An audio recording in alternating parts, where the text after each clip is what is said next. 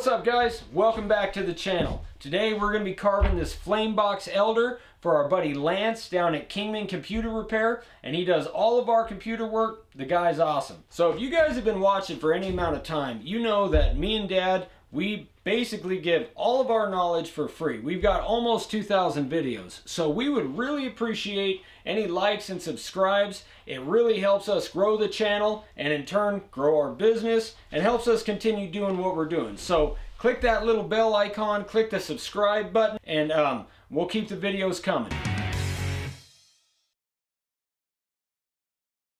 So this was all one solid piece. This is the scrap that I cut off of this piece. You can see it's quite a bit thicker, but it had a pretty good kind of a cup to it. It wasn't very even, so we milled it down. We ran it through our router sled on both sides so it's nice and flat now. Now you guys can see these red streaks through here. That's the natural wood. This flame box elder just has natural red streaking through the whole board, which I just think is phenomenal. I just love this stuff, and it actually carves really well too. But what we did is this, we had a bunch of cracks running through this area, so what we did was we filled with resin, colored it red obviously to kind of match the whole streaking, red streaking through the board. So we milled it down to end and then ran it through the joiner on the side, and we are ready to carve. So let's get into carving. So we started off with the profile bit at 1/8 of an inch deep. Now you can see we used our depth gauge, and I'll put a link in the description for that and all the stuff we used today. But in something like this, you really want to start out shallow. It's been a while since we carved any wood like this, so we weren't 100% sure how it would carve, and it's always better to start off shallow, make sure you can keep your lines as straight as possible, and then go back and go deeper.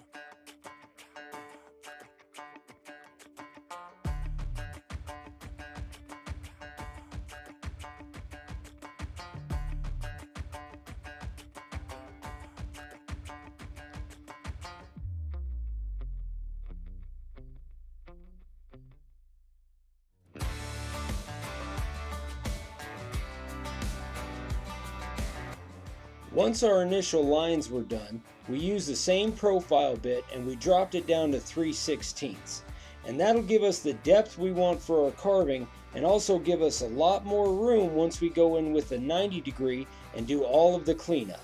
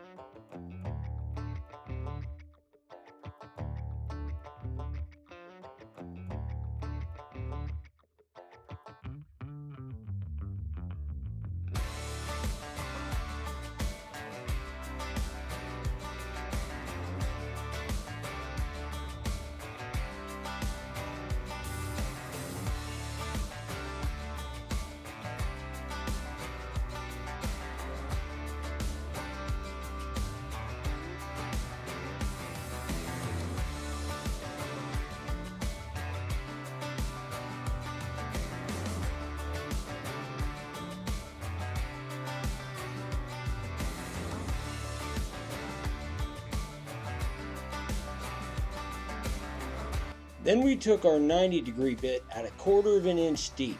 This is pretty deep, but we really want to give it a contrast.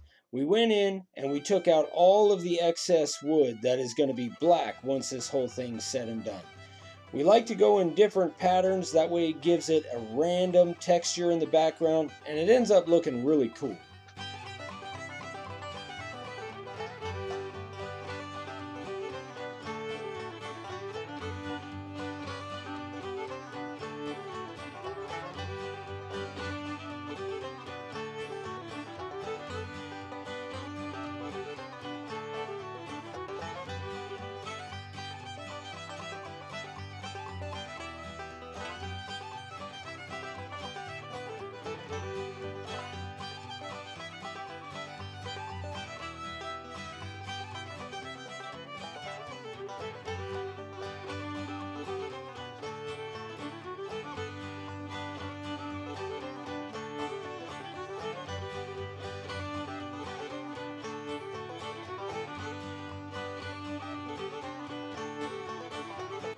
So unfortunately, I forgot to film the spraying of the sign. What we did is we masked off all the edges to keep the primer off of the edges. Then we used our disc sander with a 60 grit disc, and we went back with the random orbital and 120 grit. This took a little bit of time because there was a little bit of bleeding, but luckily we were able to get it all out.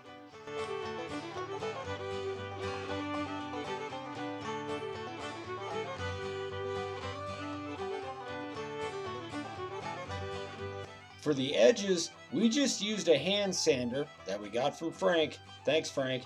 And we just softened up the edges a little bit just to take that sharp point off. And I think it gives it a nice touch. It's kind of subtle, but it really does add to the final look of the sign.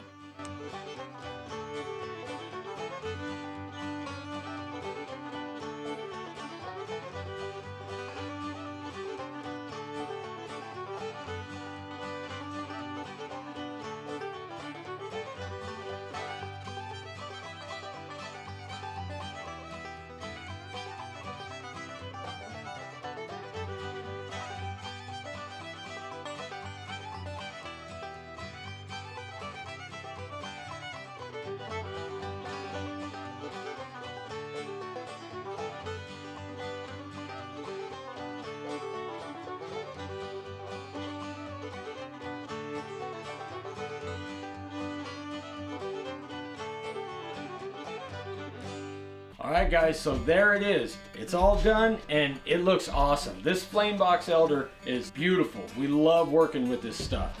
So Lance he does all of our computer work, and one thing we've talked about before guys is doing some barter stuff. So making signs for businesses that you do business with, and that's kind of what we did here. He gave us a good discount on his work and we gave this to him for that. So bartering really works out well. And Lance, thank you so much for this, man.